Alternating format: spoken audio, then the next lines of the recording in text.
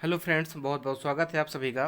दोस्तों, यदि आपने व्हीकल मैकेनिक में आईटीआई किया हुआ है, डीजल मैकेनिक में, ट्रैक्टर मैकेनिक में, मोटर मैकेनिक में, यानी कि किसी भी ट्रेड में ये मैकेनिक की यदि आपने आईटीआई किया हुआ है तो यह वीडियो आपके लिए ही बनी है।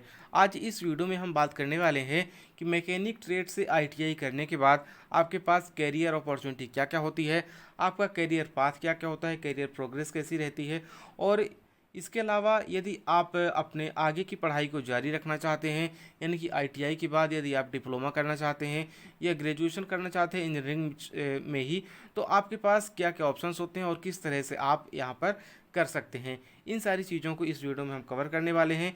तो बने रहिए हमारे साथ वीडियो के अंत तक और जानिए सारी की सारी डिटेल्स। लेकिन दोस्तों, यदि आप चैनल पर पहली बार आए हैं तो चैनल को सब्सक्राइब कर लें और बेल आइकॉन पर भी क्लिक करें, जिससे कि आपको सभी प्रकार की वीडियोज़ की नोटिफिकेशन समय समय पर मिलती रहे, क्योंकि इस चैनल पर आपको आईटीआई से संबंधित सभी प्रकार की जानकारी और आईटीआई से संबंधित जितनी भी प्रकार की जॉब अपडेट्स होती हैं, साथ ही साथ में आपके आईटीआई सेमेस्टर से संबंधित क्लासेस भी आपको यहाँ पर प्रोवाइड करवाई जाएंगी। तो चलिए हम देखते हैं आज का सेशन। आज के सेशन में हमारा जो मुख्य फोकस रहेगा वो होगा कैरियर आफ्टर आईटीआई। लेकिन इसके पहले हम एक थोड़ा ब्रीफ इंट्रोडक्शन, शॉर्ट इंट्रोडक्शन देखेंगे आईटीआई के बारे में। जैसा कि आप लोग जानते होंगे कि जो आईटीआई का फुल फॉर्म होता है वह होता है इंडस्ट्रियल ट्रेनिंग इंस्टीट्यूट, यानी कि ऐसा संस्थान या ऐसा इंस्टीट्यूट जो कि छात्रों को या कैंडिडेट्स को उद्योगों के या इंडस्ट्री के अनुरूप उनको स्किल्ड करता है, उनकी स्किल में इजाफा करता है, उनको स्किल्स ऐसी स्किल्स सिखाता है, ऐसी बेसिक स्किल्स आईटीआई में हमें सीखने को मिलती है जो कि हमारी इंडस्ट्रीज के काम आती है। तो आईटीआई बेसिकली क्या करती है कि हमारी इंडस्ट्री को स्किल्ड मैन पावर प्रोवाइड करवाती है, और यह स्किल्ड मैन पावर हमारी इकोनॉमी में काफ़ी महत्वपूर्ण योगदान देते हैं।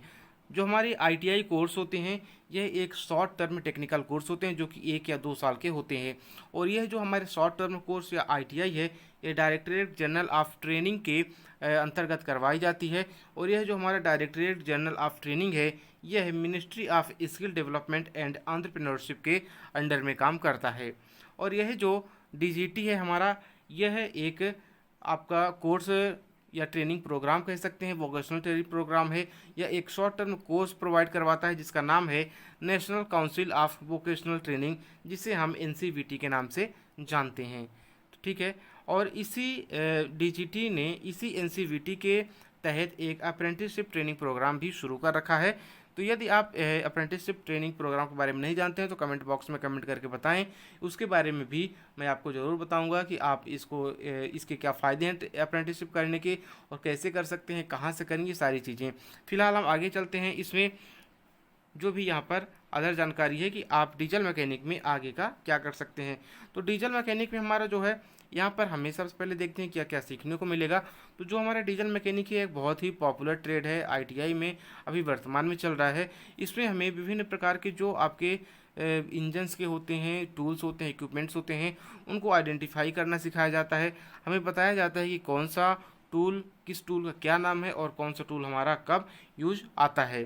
इसके अलावा हमें सभी टूल्स की मेजरिंग करना, उनकी सही से फिटिंग करना, उनके सही स्थान पर वेल्डिंग करना, शीट मेटल और अन्य जो मैकेनिकल और बेसिक इलेक्ट्रिकल की चीज़ें आती हैं वह हमें यहाँ पर मैकेनिकल में सिखाई जाती हैं।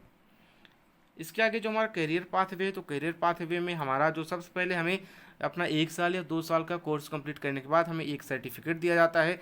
सर्टिफिकेट देने के बाद, प्राप्त करने के बाद हमारे पास 2 ऑप्शंस होते हैं, या कि हम किसी जो गवर्नमेंट वैकेंसी आती है जिसमें आईटीआई मांगा गया है, या कि हम उसमें सेलेक्ट होकर अच्छी गवर्नमेंट जॉब लेकर अब सेटल हो जाएं, या फिर यदि हमारे पास अभी गवर्नमेंट जॉब के लिए अपॉर्चुनिटी नहीं आई है, वैकेंसी नहीं आई है या किसी वजह से सिलेक्शन नहीं हो पाया है, तो हमारे पास दूसरा ऑप्शन होता है प्राइवेट सेक्टर में जाने का, यानी कि प्राइवेट सेक्टर में हम जाते हैं तो वहाँ पर भी हमारी लगभग 10,000 के आसपास सैलरी होती है, 8 से 10,000 अभी वर्तमान समय में देखते हुए, जो कि बहुत ही कम होती है अपना और अपना घर चलाने के लिए। तो गवर्नमेंट ने एक अप्रेंटिसशिप प्रोग्राम भी शुरू किया है।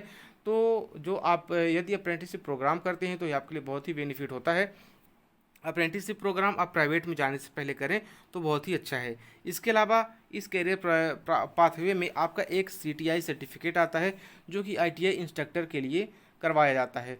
ये सीटीआई सर्टिफिकेट करने के बाद भी आप किसी गवर्नमेंट आईटीआई में इंस्ट्रक्टर हो जाते हैं या इंस्ट्रक्टर के लिए वैकेंसी आती है, तो वहाँ पर भी आप अप्लाई करके अच्छी जो है शैक्षणिक क्षेत्र में यानी कि एजुकेशन क्षेत्र से जुड़कर भी सेटल हो सकते हैं। इसके अलावा हमारा जो जॉब अपॉर्चुनिटी होती है, तो यदि आपने मैकेनिकल ट्रेड से लिया है तो आप मैकेनिकल डीजल में या मैकेनिकल ट्रैक्टर में किसी भी मैकेनिक ट्रेड में कहीं भी सेंट्रल या स्टेट में ज्वाइन हो सकते हैं, प्राइवेट सेक्टर में ज्वाइन हो सकते हैं। जो आपके गवर्नमेंट इस्टेब्लिशमेंट होते हैं जैसे रेलवे हो गया, एयरपोर्ट, मरीन, मिलिट्री या एग्रीकल्चर, मशीनरी, ट्रक, बस हर जगह पे यानी कि आपकी जो व्हीकल्स होते हैं वहाँ पर होता है, और हर जगह पर ही आईटीआई टेक्नीशियंस की रिक्वायरमेंट होती है, तो आप वहाँ पर भी ले सकते हैं।